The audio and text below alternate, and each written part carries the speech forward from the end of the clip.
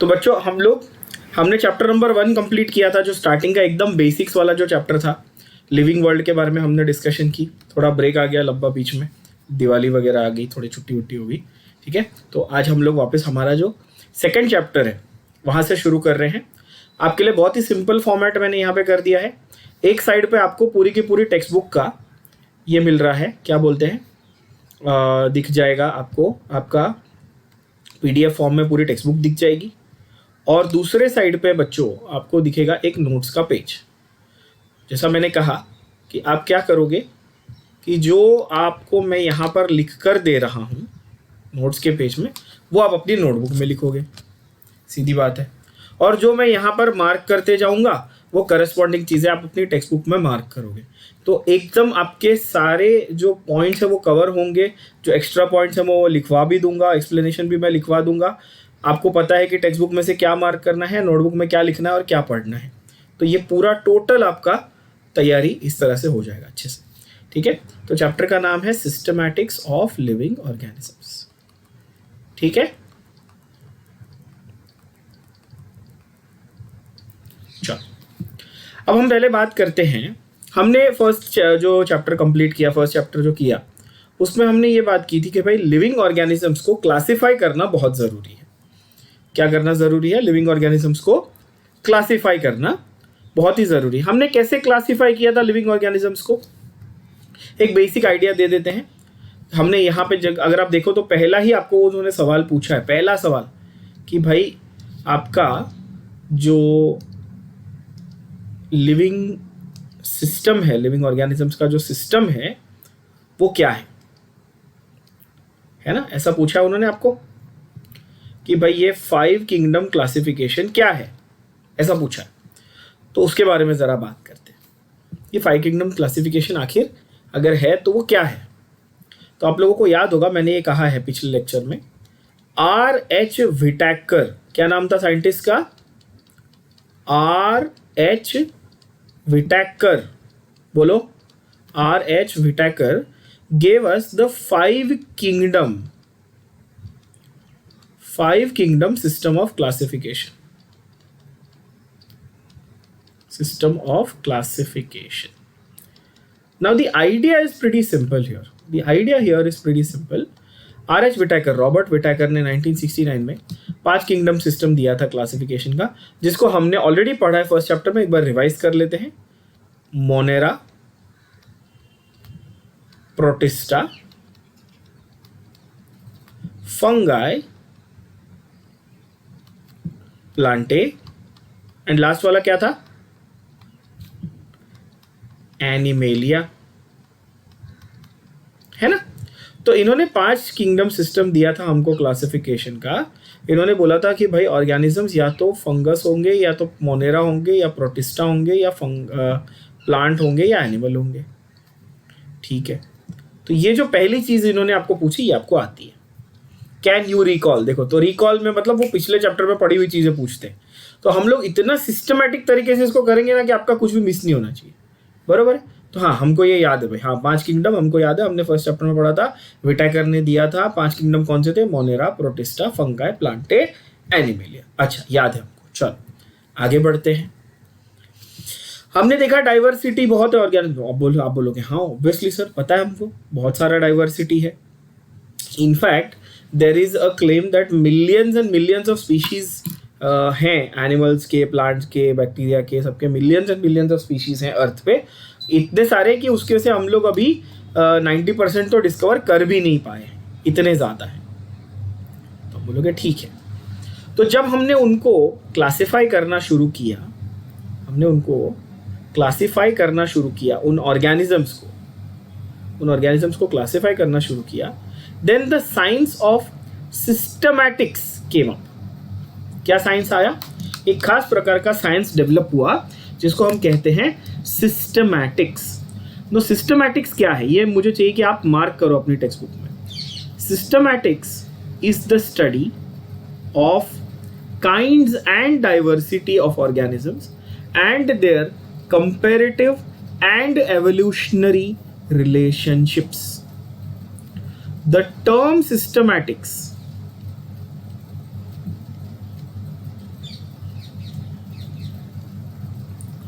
Was defined by, ना ध्यान से देखना कि डिफाइंड बाय और गिवन बाय में फर्क होता है ऑब्वियसली। तो डिफाइंड बाय जी सिम्पसन। ये जो मैं यहां पर नोट्स में लिखता जा रहा हूं, ठीक है, ये नोट्स का वैसे भी मैं आपको पीडीएफ तो देता ही हूं ऑब्वियसली, आपको चाहिए तो आप मेरे से पीडीएफ ले लेना, बट साथ साथ मैं ये नहीं कह रहा कि आप इसको लिखो मत, इसको लिखते रहना है ध्यान से। बिकॉज देखो, जब लाइव लेक्चर होता है, जब आप लाइव लेक्चर अभी अटेंड कर रहे हो, आप सुन रहे हो जो मैं बोल रहा हूँ, आपको समझ में सब कुछ आता है। प्रॉब्लम है याद रखने की, समझने की प्रॉब्लम नहीं है, याद रखने की प्रॉब्लम। तो आप मेरे साथ साथ अपनी नोटबुक, जैसा मैंने कहा, नोटबुक और टेक्स्ट बुक सामने रखो, टेक्स्ट बुक में मार्क करते जाओ, नोटबुक में जो पॉइंट्स मैं यहाँ पर लिख रहा हूँ आप साथ में लिखते जाओ। आपको मैं गारंटी देता हूँ आपको सारे पॉइंट्स याद हो जाएंगे, फटाफट आपका चैप्टर प्रिपेयर हो जाएगा। ठीक है बच्चों, तो ये लिखते जाओ जो जो मैं यहाँ पे लिख रहा हूँ। हाँ ठीक है, अच्छा।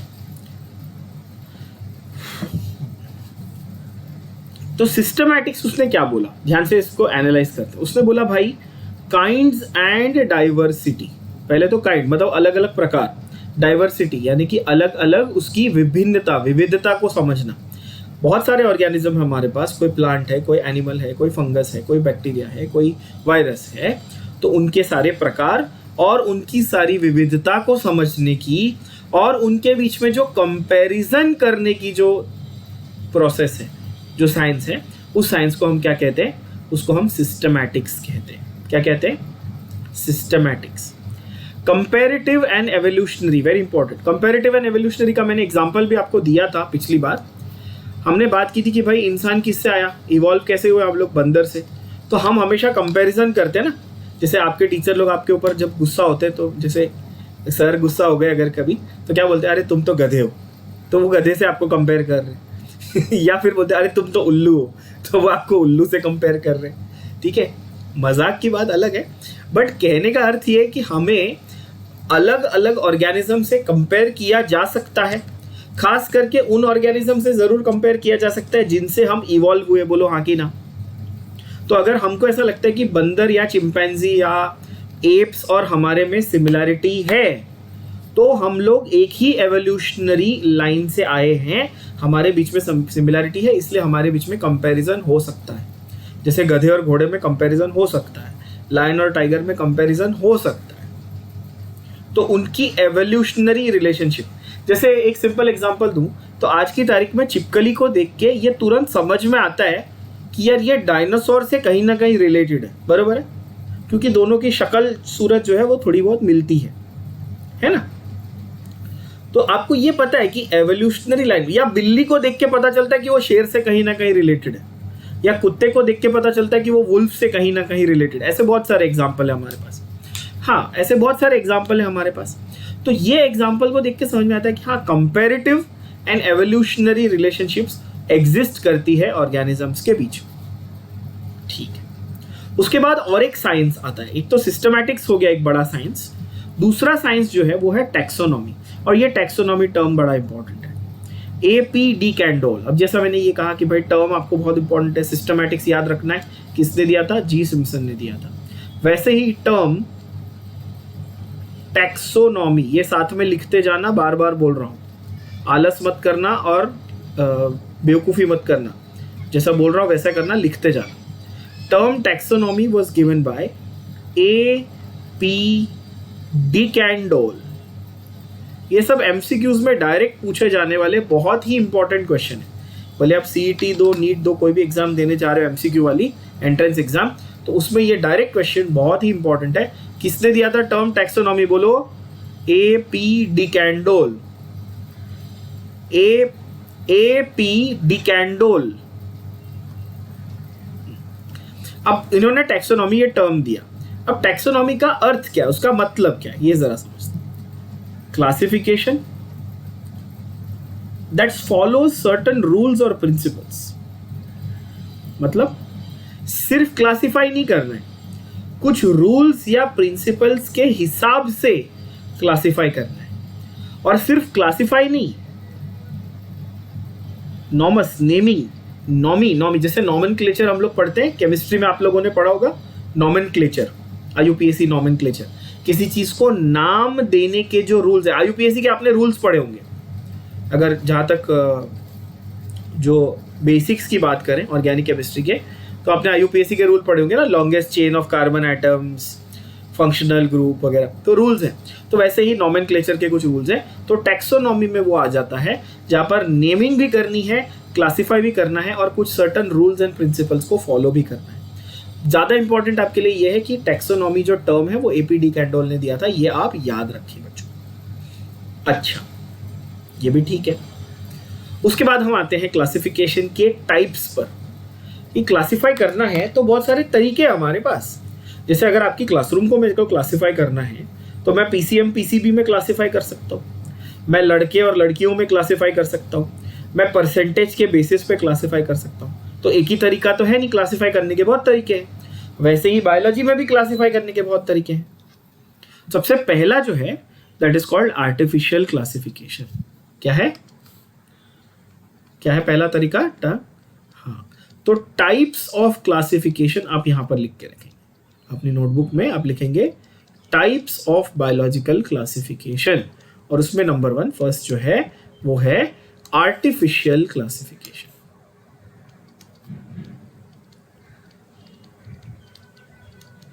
कौन सा है? Artificial classification. आर्टिफिशियल क्लासिफिकेशन का मतलब जरा समझते हैं।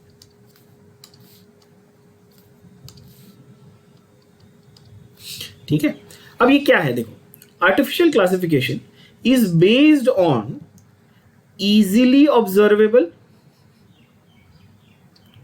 And more importantly non evolutionary characters. ठीक है, based on two types of things, based on 2 type के कैरेक्टर्स पे बेस्ड है। कौन से 2 टाइप के कैरेक्टर्स पे बेस्ड है? एक तो जो इजीली ऑब्जर्वेबल हो,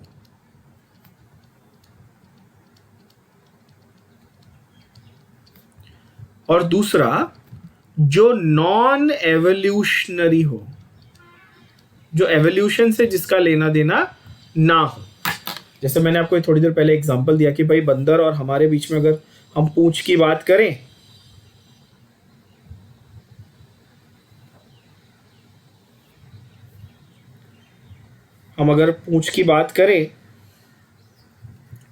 तो वो एवोल्यूशनरी कैरेक्टरिस्टिक में आता है। उनके पास पूंछ थी, हमारे पास नहीं है, तो वो तो एवोल्यूशन में आ गया।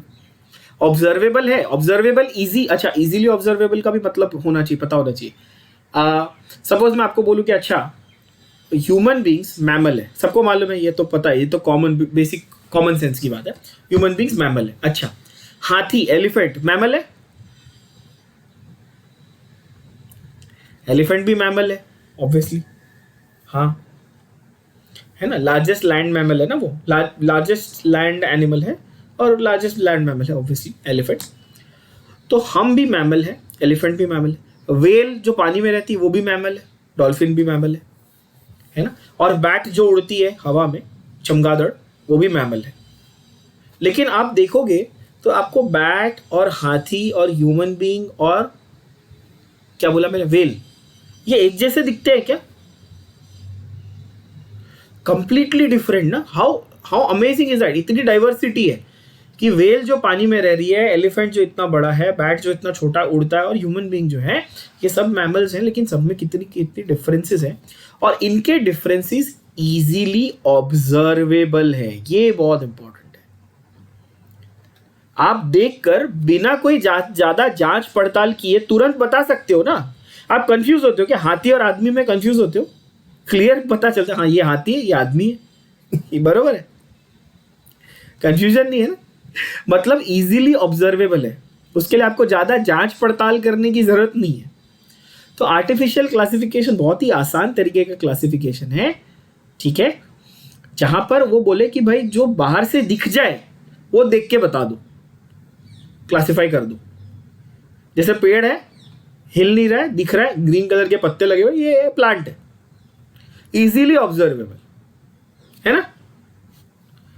एनिमल है, भाई खाना खाता है, 4 पैर है, घूमता फिरता है अपना, एनिमल है, सिंपल, इजीली ऑब्जर्वेबल, वैसा फंडा है।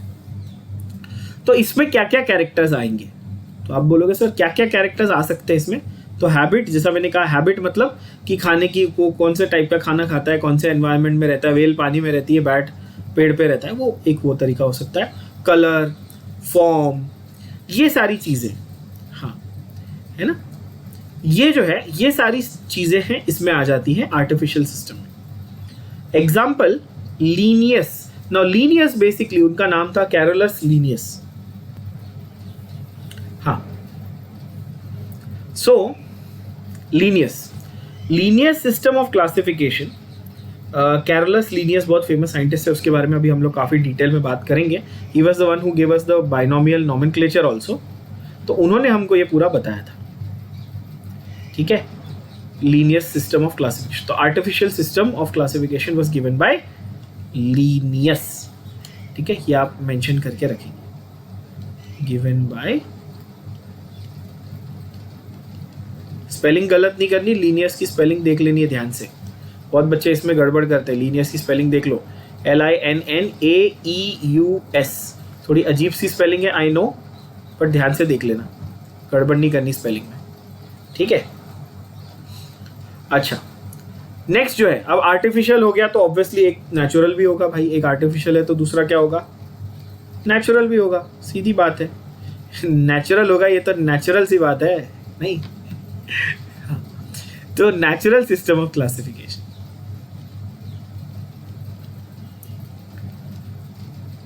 नेचुरल सिस्टम में क्या होगा? बेंथम एंड हुकर, ये दो साइंटिस्ट थे। किसने दिया था ये? ध्यान से देख लो, बेंथम, बोलो, बेंथम एंड हुकर,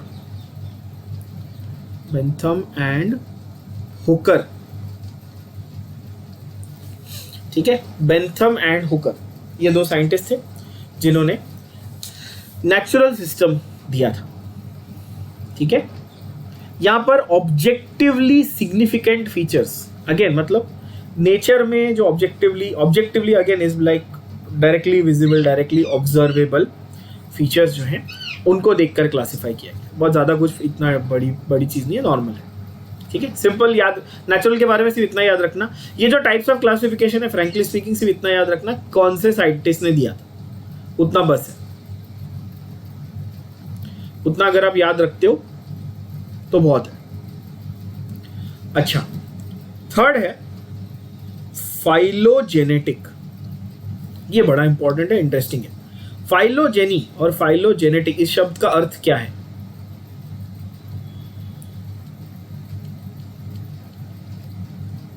ये मैंने बताया हुआ है पहले, प्रीवियस लेक्चर में बताया हुआ है। फाइलोजेनेटिक का मतलब क्या है? फाइलोजेनेटिक का मतलब होता है प्रीवियस जनरेशन, और ऑन्टोजेनेटिक का मतलब होता है नेक्स्ट जनरेशन। फाइलोजेनेटिक मतलब पुरानी पीढ़ी, ऑन्टोजेनिक मतलब आने वाली पीढ़ी। फिर से सुनो, फाइलोजेनी मतलब पुरानी पीढ़ी, ऑन्टोजेनी मतलब आने वाली पीढ़ी, ठीक है।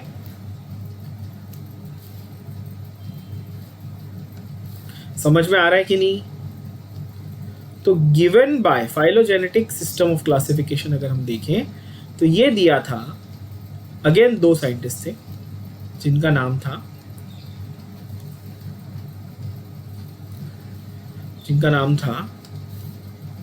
Angler and प्रैंटल।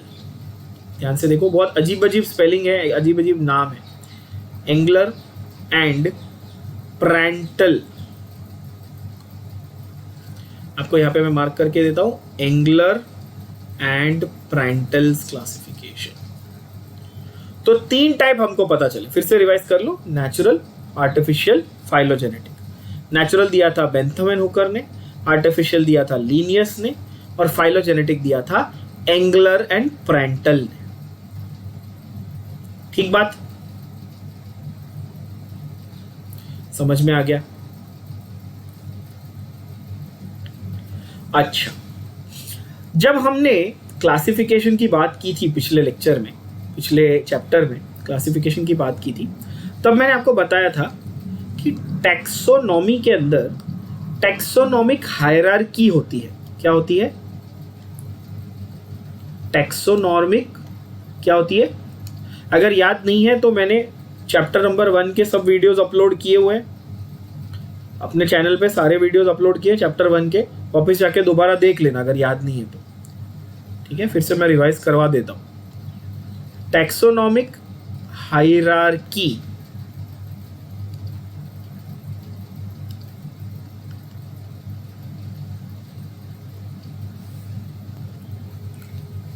टैक्सोनॉमिक हायरार्की के बारे में हमने बात की थी, तब मैंने आपको ये क्लियरली मेंशन किया था और ये कहा था, ये चीज़ बताई थी टैक्सोनॉमिक हायरार्की में कि आपके पास टैक्सा होते हैं, एक सिंगल होता है टैक्सॉन और मैनी होते हैं टैक्सा, जिसको हम लोग बोलते हैं कैटेगरी। हर कैटेगरी को हम लोग क्या बोलते हैं बायोलॉजी में? टैक्सॉन बोलते हैं। और कौन से टैक्सॉन थे हमारे पास? हमारे पास थे kingdom, phylum, class, order, family, genus and species. Very good, है ना? हमने ये ऑलरेडी किया हुआ है। तो ये किंगडम एक टैक्सॉन है, फाइलम एक टैक्सॉन है, क्लास एक टैक्सॉन है, ऑर्डर एक टैक्सॉन है, फैमिली एक टैक्सॉन है, जीनस एक टैक्सॉन है, स्पीशीज एक टैक्सॉन है।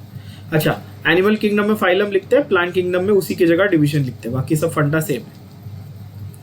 तो मैंने इसका आपको शॉर्टकट भी दिया था, keep placing cake orders for good students, ऐसा ये बोला था, याद करने के लिए बहुत आसान था। तो वही चीज जो वहां पे बताई थी वो यहाँ पे रिवाइज कर रहे हैं। देखो, टैक्सा यानी कि category is defined as a unit of classification। ये बहुत इंपॉर्टेंट एमसीक्यू क्वेश्चन, बहुत ही इंपॉर्टेंट एमसीक्यू क्वेश्चन। ये डायरेक्ट पॉइंट वाइज मैं आपको यहाँ पे लिख के दे रहा हूँ, और जैसे मैंने कहा कि ये पॉइंट्स आप लिखते रहेंगे अपनी नोटबुक में, और हर पॉइंट को as an MCQ question, as a important point आप ट्रीट करेंगे। क्या बोला मैंने? ईच कैटेगरी और ईच टैक्सॉन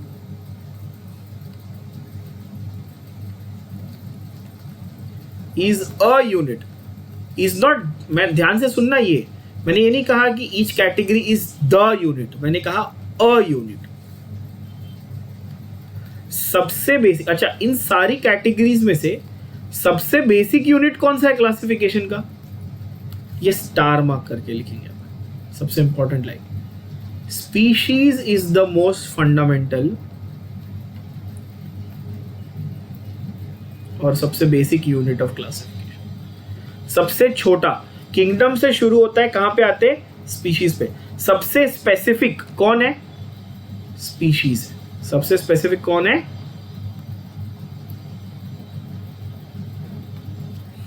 स्पीशीज। बरोबर है? सो अगर आपको कोई पूछे कि भाई विच इज अ यूनिट, तो आप बोलेंगे कैटेगरी यानी कि taxon. Which is the basic unit, fundamental unit of classification, तो आप बोलेंगे स्पीशीज है सर। ये बात आई होप सबके लिए क्लियर है। अब आता है नया सिस्टम, जो नेक्स्ट सिस्टम, बहुत मजा आने वाला है इसमें। नया सिस्टम जो है, जो दिया था एक साइंटिस्ट जिनका नाम था कार्ल वोस, उन्होंने, कार्ल वोस, अगेन ध्यान से नाम सुन लेना, क्या नाम है? कार्ल वोस। कार्ल वोस ने हमको बताया कि 3 डोमेन सिस्टम यूज करो क्लासिफिकेशन का। अब किंगडम नहीं बोला, अब ध्यान से सुनना। विटाकर ने बोला था 5 किंगडम है, बोलो हाँ कि ना? विटाकर ने क्या बोला था? 5 किंगडम है। कार्ल वोस ने बोला, अच्छा विटाकर तो 1969 में 5 किंगडम बोल के गए। विटाकर 1969 में 5 किंगडम बोल के गए। कार्ल वोस ने 1990 में आके बोला कि वो जो 5 किंगडम है ना, आप उसको 3 डोमेन में डिवाइड करके ले लो। क्या करो? You divided into 3 separate domains. अब फंडा ये है कि सर डोमेन क्या होता है?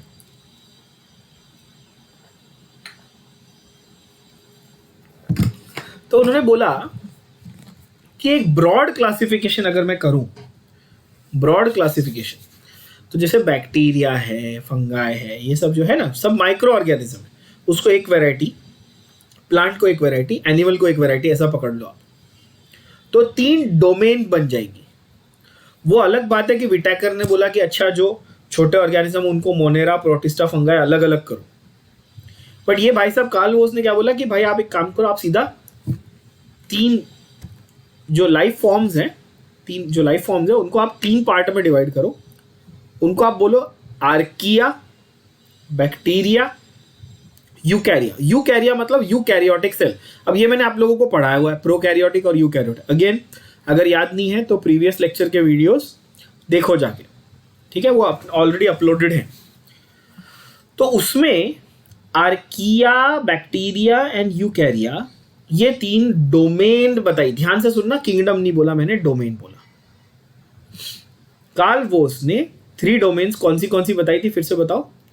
Archaea, bacteria and यूकैरिया।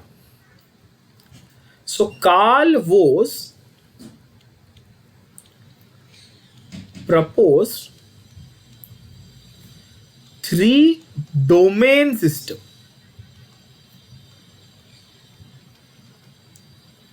Three domains कौन से थे? एक था आर्किया, दूसरा है बैक्टीरिया और तीसरा है यूकैरिया। तो यूकैरिया तो आपको वैसे मालूम है। अच्छा, डोमेन क्या है? मैंने जैसे बताया कि भाई डोमेन किंगडम से बड़ा है कि छोटा है, ये भी इंपॉर्टेंट सवाल आता है कभी कभी दिमाग में। तो यहां पर क्लियरली लिखा हुआ है, देखना, डोमेन एक्चुअली किंगडम से भी बड़ा है। ये तो क्लियर हो गया वैसे दिमाग में। मैंने क्या बोला, एक पूरी वैरायटी डाल दी ना, मतलब प्लांट और एनिमल मिला के, प्लांट किंगडम एनिमल किंगडम मिला के यूकैरिया में आ गया ना। इनफैक्ट फंगाई भी आ गया उसमें, टू बी ऑनेस्ट, फंगाई भी उसमें आ गया, क्योंकि फंगाई के भी सेल्स यूकैरियोटिक सेल्स होते हैं काफी, in most of the cases. तो इसका मतलब कि फंगाई, प्लांट, एनिमल, 3 किंगडम एक डोमेन में आई, तो किंगडम बड़ा कि डोमेन? ऑब्वियसली डोमेन, बरोबर। Bacteria and archaea, bacteria and archaea मतलब ये जो दोनों है ना, ये दोनों जो हैं ये प्रोकैरियोटिक सेल टाइप के होते हैं। कैसे टाइप के होते हैं बच्चों? ये होते हैं प्रोकैरियोटिक सेल टाइप। और यूकैरिया तो नाम ही भाई यूकैरियोटिक सेल टाइप, मतलब कि complex well developed cell type है भाई। बोलोगे ठीक है, मान लिया, चलो। अच्छा, so bacteria and archaea are prokaryotic, eukarya are eukaryotic. All 3 domains have ribosomal RNA. ये अभी बाउंसर जाएगा, ये अभी नहीं पता ऑब्वियसली, स्टार्टिंग में अभी आरएनए की उतनी नॉलेज नहीं है आपको, ये मैं बाद में डिटेल में सिखाऊंगा, टेंशन मत लो। Archaea are known for survival in high temperature, salinity and acidic conditions। जो ये जो आर्किया है ना, गरीब पुराने प्रिमिटिव मतलब प्राचीन टाइप के सेल, आर्किया जो है सबसे पुराने सेल है। और व्हाट इज द खासियत, what is the special feature of archaea? इनकी खासियत क्या है? आर्किया की खासियत क्या है? आर्किया की खासियत ये है that they can survive in extreme conditions, can survive in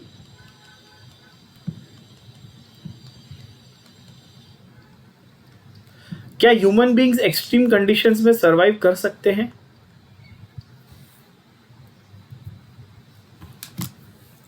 extreme condition का एग्जांपल मतलब अब नॉर्मली लो टेम्परेचर, अब नॉर्मली हाई टेम्परेचर, अब नॉर्मल सैलिनिटी, बहुत ज़्यादा सॉल्टी वाटर, ये सारे एग्जाम्पल होते हैं किसके? ये एक्सट्रीम कंडीशंस के एग्जाम्पल है।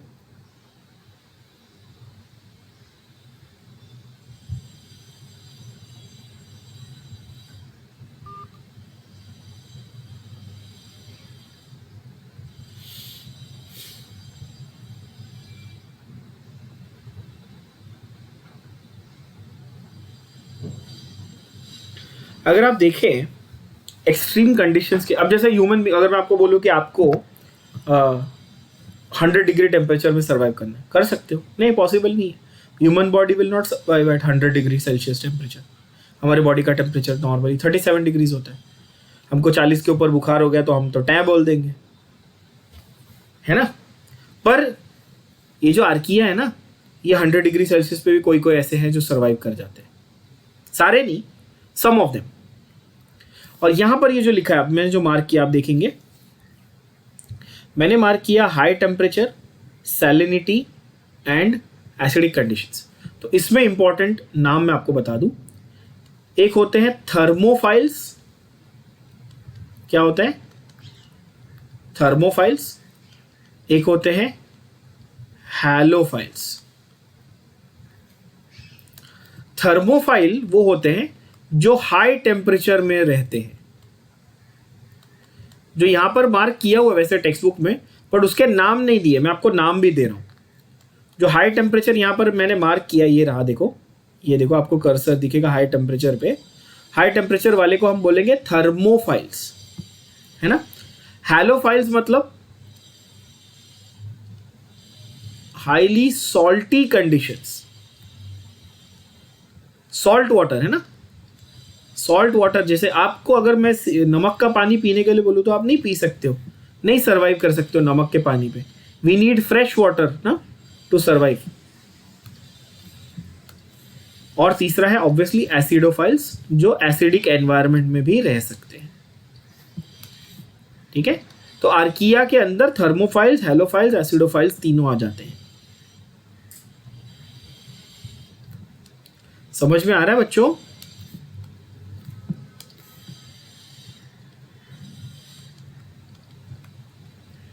एक खास तरीके का ऑर्गेनिज्म होता है कोप्रोफाइल्स, जो गोबर में रहते, डंग में रहते, डंग में, है ना। वो यहाँ पे हाईली लो टेम्परेचर को क्रायोफाइल्स बोलते बेटा, क्रायोफिलिक, CRYO।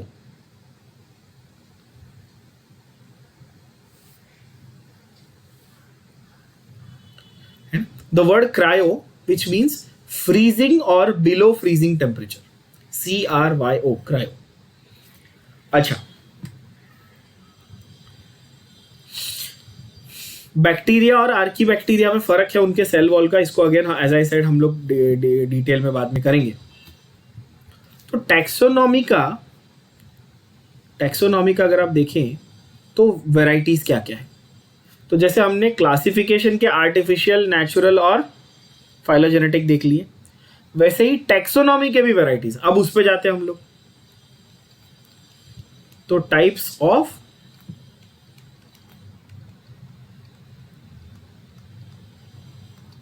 टैक्सोनॉमी, ठीक है, टाइप्स ऑफ टैक्सोनॉमी। पहला क्या है बच्चों? कीमोटैक्सोनॉमी। क्या है? कीमोटैक्सोनॉमी। इसमें क्या है? Classification based on chemical constituents of organisms. बहुत आसान है ना, कि दो ऑर्गेनिजम्स के बीच में अगर फर्क करना है, उनके बीच में डिफरेंसेस देखने हैं, चेक करने हैं, सिमिलैरिटीज या डिफरेंसेस जो भी चेक करनी है, वो किसके बेसिस पे चेक करनी है अपने को? यहाँ पे उनके अंदर जो केमिकल्स प्रेजेंट है उनके बेसिस पे चेक करनी है। क्या करनी है? उन ऑर्गेनिजम्स के बीच में जो अंदर जो केमिकल्स प्रेजेंट है उनके बेसिस पे हमको चेक करनी है। बात समझ में आ रही है? तो पहला है टाइप्स ऑफ टैक्सोनॉमी में कीमोटैक्सोनॉमी।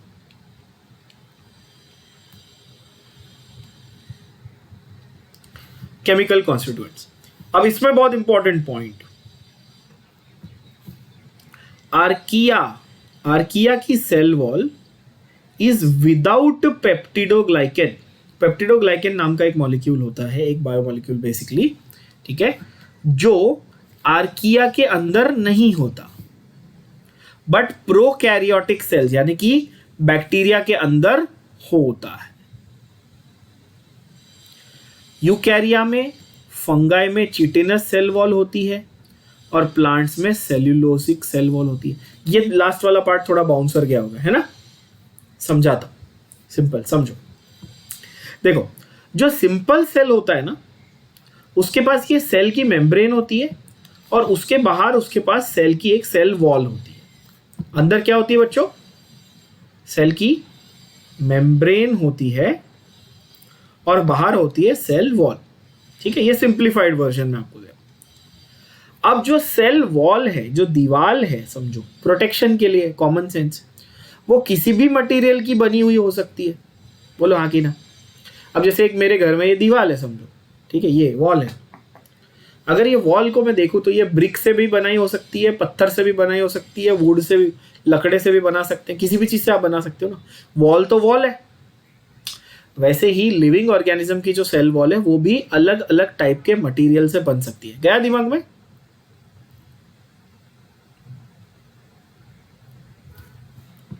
है ना।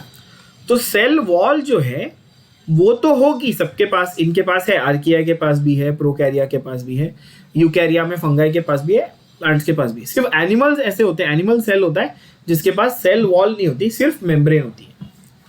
एनिमल सेल के पास क्या होता है? सेल वॉल नहीं होती, सिर्फ सेल मेम्ब्रेन देखो सबके पास होती है। सेल मेम्ब्रेन जो होती है वो सबके पास होती है। बात समझ में आ रही है? अच्छा, अब वो सेल वॉल की कॉम्पोजिशन, यानी कि वो किन केमिकल से बना हुआ है वो सेल वॉल, उसके ऊपर इन्होंने क्लासिफाई करने को बोला। तो एग्जाम्पल में उन्होंने क्या बताया आपको?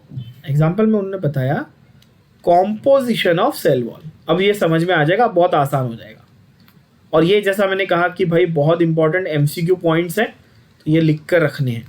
Composition of cell wall, archaea. Now archaea को आप चाहे तो आर्की बैक्टीरिया भी कह सकते हो, कोई प्रॉब्लम नहीं है, बट मैं आर्किया कह देता हूं। आर्किया का कॉम्पोजिशन है पेप्टिडोग्लाइकेन। अब आपको याद रह जाएगा, आर्किया की सेल वॉल किससे बनी है? पेप्टिडोग्लाइकेन से बनी है। नहीं, आर्किया की सेल वॉल में नो पेप्टिडोग्लाइकेन आता है ना।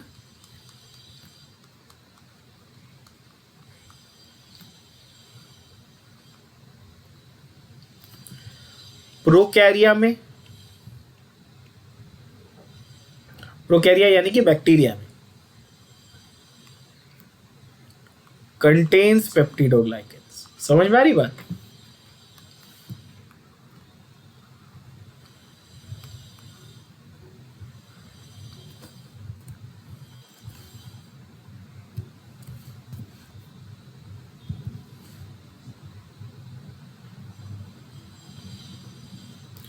आर्किया में पेप्टिडोग्लाइकेन नहीं है, प्रोकैरिया में पेप्टिडोग्लाइकेन है।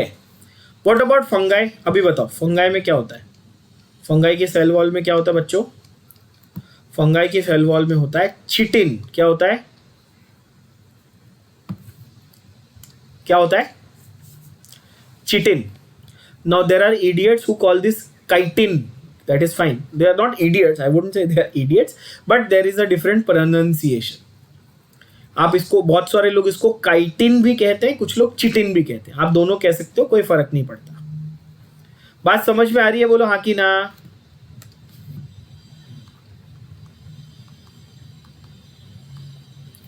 मतलब फंगाई की पहचान है chitinous cell wall. Some people, as I said, they call it chitinous cell wall also.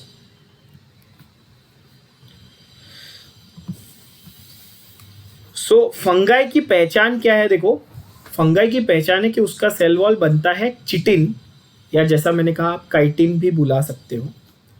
और प्लांट्स की पहचान है कि उनके सेल वॉल में होता है एक मटेरियल जिसका नाम है सेल्यूलोज। तो इसलिए हम लोग उसको कहते हैं cellulosic.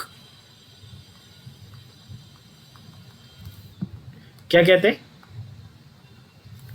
Cellulosic, cellulosic cell wall. Correct. Cellulose fibre form में भी होता है। करेक्ट, सेल्यूलोज फाइबर्स भी मिलते हैं।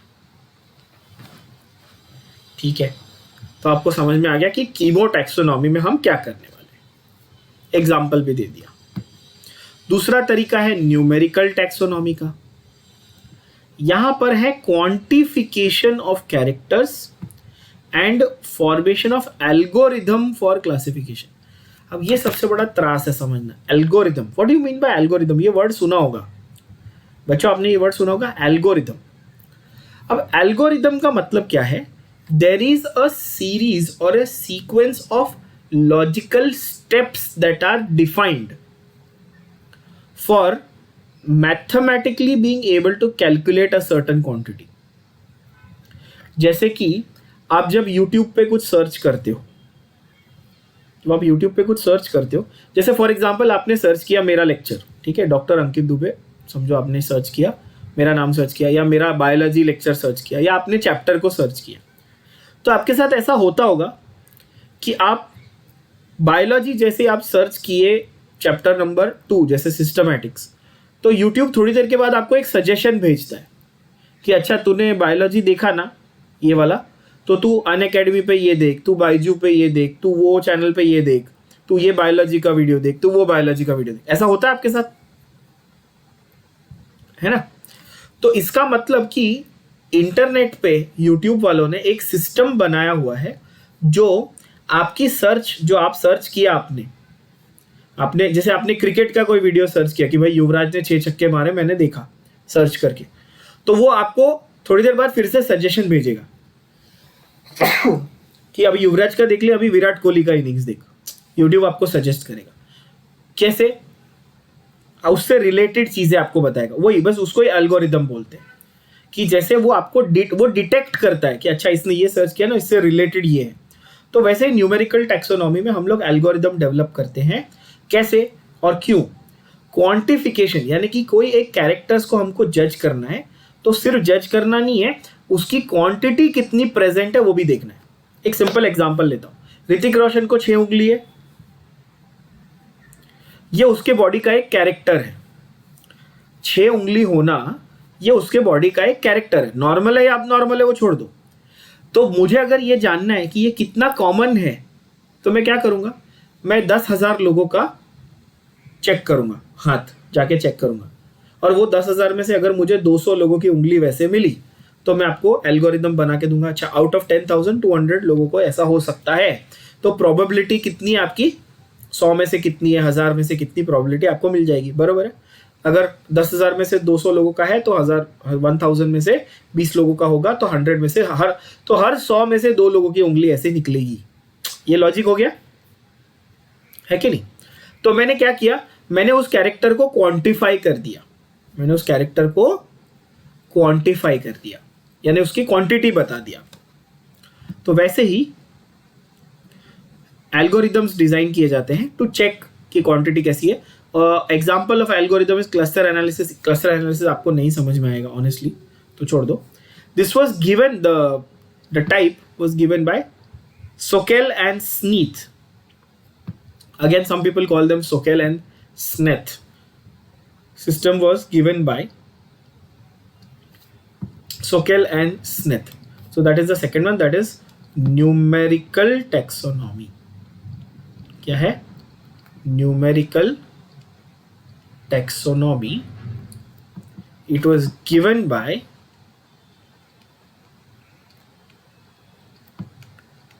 Sokel, and as I said, you can call it Sneath or Sneth, that is up to you. Sokel and Sneth in 1963, and it uses quantification of characters. क्या करता है ये करता है quantification of characters. Simple. Quantification मतलब कि सिर्फ character क्या है वो मत बताओ, क्वांटिफिकेशन करो, कितने लोगों में दिखता है, कितने ऑर्गेनिजम्स में दिखता है, वो बताओ।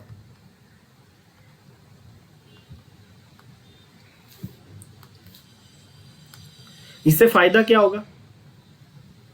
सोचो सर, इससे फायदा क्या होगा? क्यों करना है सर, क्यों करना है क्वांटिफिकेशन?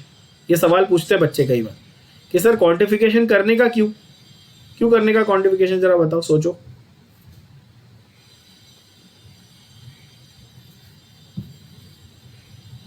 ताकि हम प्रिडिक्ट कर सके, so that we can predict, है ना, so that we can predict the presence of a particular character in a given population. अगर मैं आपको कहूं कि मैंने 1000 लोगों का चेकअप किया और उसमें से 100 जन को डायबिटीज निकला, तो उससे मुझे क्या फायदा? तो मुझे पता चलेगा ना कि पॉपुलेशन में डायबिटीज की फ्रीक्वेंसी क्या है। तो किस तरह से इलाज करना चाहिए, कौन से जगह पे कौन सी बीमारी ज़्यादा होती है, कौन से कैरेक्टर ज़्यादा दिखते हैं, ये सारी चीज़ें पता हो सकती है अपने को, तो प्रिडिक्ट करने में आसानी होगी। बोलो हाँ कि ना, है ना, obviously. So that is important. Diabetes numerical taxonomy में नहीं आता, ये तो जाके बाहर बोलोगे कि सर ने ऐसा बोला, ऐसा नहीं बोला मैंने। डायबिटीज मैंने सिर्फ एग्जाम्पल दिया कि नंबर क्वांटिफिकेशन किस तरह से किया जाता है। हाँ। अच्छा, तीसरा टाइप, टैक्सोनॉमी का तीसरा टाइप है क्लैडोग्राम। क्या है? क्लैडोग्राम। क्या होता है क्लैडोग्राम? ब्रांचिंग पैटर्न में स्टडी करना, किसी चीज को ब्रांचिंग पैटर्न में स्टडी करने को अपन क्या बोलते हैं? क्लैडोग्राम। ठीक है, जिस तरह से हमने अभी थोड़ी देर पहले किया था 5 किंगडम, याद होगा, तो हमने उसको ब्रांचिंग पैटर्न में ऐसे एक फ्लो चार्ट के जैसा ड्रॉ किया था, है ना। So when we study something in a branching pattern, that is called as a cladogram. बहुत सिंपल है, डायग्रामेटिक और ब्रांचिंग पैटर्न वाला रिप्रेजेंटेशन। ठीक है, जैसे आपने ऑर्गेनिक केमिस्ट्री में भी किया है ना, ओपन चेन क्लोज चेन, फिर ओपन चेन में सैचुरेटेड अनसैचुरेटेड किया ना, ऐसा वैसे उसको हम लोग बेसिकली क्लैडोग्राम कहेंगे। ठीक है, नेक्स्ट है फाइलोजेनी। अभी थोड़ी देर पहले बताया भी था, फाइलोजेनी मतलब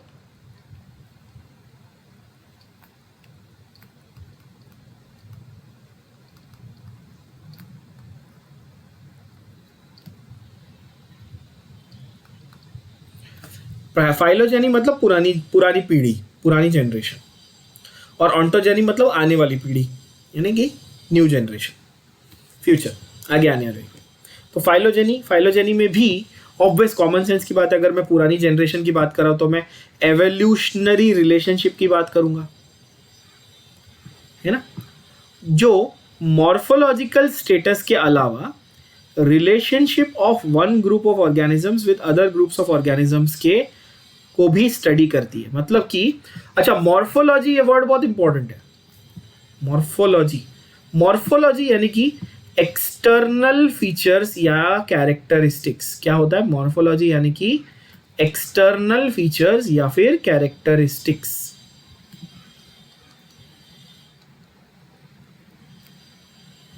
एक्सटर्नल फीचर्स आप बोल सकते हो, या फिर आप बोल सकते हो एक्सटर्नल अपीयरेंसेस,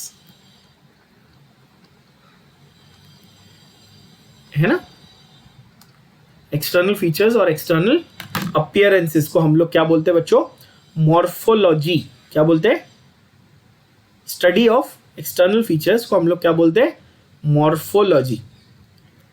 तो मॉर्फोलॉजी यानी कि अभी थोड़ी देर पहले मैंने कहा था कि आप देख के तो बता सकते हो ना, ये हाथी है, ये इंसान है, ये कुत्ता है, ये बिल्ली है, ये टाइगर है, वो तो मॉर्फोलॉजी होगी, बाहर से देख के बता दिया। बट उसके अलावा एवोल्यूशनरी कैरेक्टर्स को जब आप स्टडी करते हो तो उसको हम लोग फाइलोजेनी बोलते हैं, कि उसको देख के भी समझना है, प्लस उनके आपस में जो रिलेशनशिप है उसके ऊपर भी चेक करना है। कार्ल वोज के 3 डोमेन कॉन्सेप्ट एंड विटैकर के 5 किंगडम कॉन्सेप्ट, ये फाइलोजेनेटिक रिलेशनशिप को बहुत अच्छी तरह से यूज करते हैं।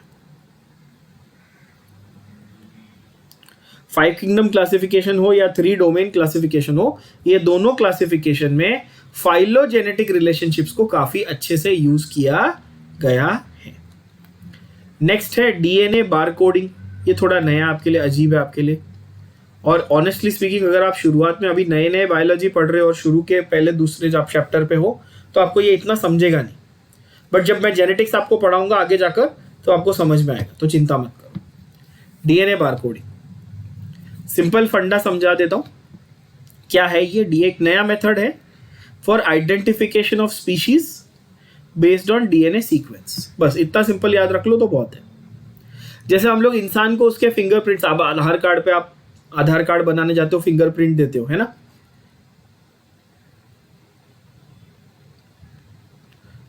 वैसे ही तो जैसे हम लोग कहीं जाते हैं तो हमारे पास आईडी कार्ड होता है, फिंगरप्रिंट होता है, या हमारा फोटो लिया जाता है, या जो भी है, हमारे आइडेंटिफिकेशन मांगी जाती है ना। वैसे ही स्पीशीज को आइडेंटिफाई करने के लिए उसका डीएनए है, जैसे आप समझ सकते हो डीएनए उसका आईडी कार्ड है, समझ लो। So identification of species on the basis of DNA sequence. Identification of a particular given species, कोई भी एक स्पीशीज है उसको आइडेंटिफाई करना है, उसको समझना है, तो उसको समझने के लिए हम उसका डीएनए यानी कि उसके सेल के अंदर, न्यूक्लियस के अंदर जो डीएनए है उसको स्टडी करेंगे। उस प्रोसेस को हम क्या बोलेंगे? डीएनए बारकोडिंग बोलेंगे। क्या बोलेंगे? डीएनए बारकोडिंग बोलेंगे। बात समझ में आ रही है?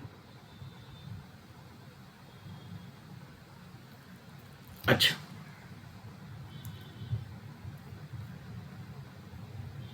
सीआईडी देखते होगे ना, डॉक्टर साळुंखे, वो डीएनए टेस्ट करके मुजरिम को पकड़ लेता है।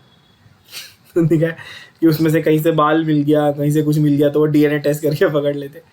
हाँ, वो बात पे डीएनए निकाल देते वो लोग। तो वैसे ही है, मतलब बेसिकली किसी को आइडेंटिफाई करने के लिए बहुत अच्छा है। वहाँ तो ऐसा दिखा है कि इंसान को आइडेंटिफाई कर रहे हैं, बट यहाँ पे in general any species can be identified. Barcoding की कैसे जाती है? डीएनए बारकोडिंग प्रोसेस जो है वो कैसे किया जाता है? वो 2 स्टेप्स में करते हैं। पहले collecting DNA sample of known species, और दूसरा matching the barcode sequence with unknown sample. तो एक नोन और एक अननोन दो लिया, दोनों को आपस में मैच करके देखा। ये भी अगेन आपने टीवी में या सीरियल में, न्यूज में वगैरह बहुत जगह पे देखा होगा। इसका फायदा क्या है? क्यों करना है डीएनए बारकोडिंग? सवाल ये आता है दिमाग में कि सर इतना लंबा चौड़ा ये प्रोसीजर है, इतना कॉम्प्लिकेटेड प्रोसीजर है डीएनए बारकोडिंग, तो इसको करना क्यों है? तो इसको इसीलिए करना है, जस्ट 1 सेकंड, सॉरी, इसको इसलिए करना है क्योंकि इसके बहुत सारे अच्छे एप्लीकेशन, बहुत सारे यूजेस हैं। कुछ एप्लीकेशंस मैं आपको बता देता हूं, जैसे कि preservation of natural resources, pest control, disease vectors को पहचानना, एक्सेट्रा। अब डिजीज वेक्टर ये शब्द इंपॉर्टेंट है, इसको मैं आपको बता देता हूं। What do you mean by disease vector? कोई आइडिया है डिजीज वेक्टर क्या होता है? Is the organism that is carrier of a disease. क्या? जैसे आजकल सबसे फेमस बीमारी कौन सी चल रही है? कोरोना। न्यूज में बताता ना, गौर से देखिए, है ना, चाइनीज लोगों ने खाया बैट, चमगादड़, और कोरोना फैल गया। इस बात की कोई पुष्टि नहीं हुई है, वो अलग बात है, बट समझो। तो वो बोल रहे कि अच्छा बैट्स की वजह से फैला। जैसे अच्छा, हमको सिंपल तरीके से देखें तो हमको पता है कि मलेरिया किससे फैलता है? मच्छर से, है ना। या प्लेग किससे फैलता है? रैट से, चूहे से। तो वैसे ही कुछ ऑर्गेनिज्म कुछ बीमारियों के कैरियर होते हैं। क्या होते हैं? कैरियर। तो वेक्टर का मतलब बायोलॉजी में, अच्छा फिजिक्स में वेक्टर का मतलब अलग होता है, इसको फिजिक्स वाला वेक्टर मत समझ लेना। फिजिक्स में आप लोगों को पढ़ाया गया होगा कि वेक्टर का मतलब one that has direction and magnitude both, है ना, पढ़ा है ये? हाँ। वैसे यहाँ पे तो बायोलॉजी में वेक्टर का मतलब होता है कैरियर। बायोलॉजी में वेक्टर का मतलब क्या है? कैरियर। कि एक इंसान से दूसरे इंसान तक वो बीमारी को पहुंचाने वाला जो ऑर्गेनिज्म है, उसको हम लोग क्या बोलते हैं? उसको हम लोग बोलते हैं बच्चों वेक्टर ऑर्गेनिज्म। क्या बोलते हैं? वेक्टर। तो जब हम लोग डीएनए बारकोडिंग करके वेक्टर को पहचान लेंगे तो उससे फायदा क्या होगा? हमको पता है कि अच्छा ये पर्टिकुलर स्पीशीज, जैसे फीमेल एनाफिलिस मस्कीटो मलेरिया फैलाता है, हमको पता है, फैलाती है, फैलाता नहीं, फैलाती है। फीमेल एनाफिलिस मस्कीटो मच्छर जो है, दैट इज अ कैरियर और vector for malaria. So we know that now I have to design a pesticide or a insecticide for that particular species of mosquito, तो मुझे फायदा होगा, तो मैं मलेरिया को इफेक्टिवली रोक पाऊंगा. समझा? और एक एग्जांपल है जैसे एंडेंजर्ड स्पीशीज का यहाँ पर दिया हुआ है, प्रोटेक्शन ऑफ एंडेंजर्ड स्पीशीज.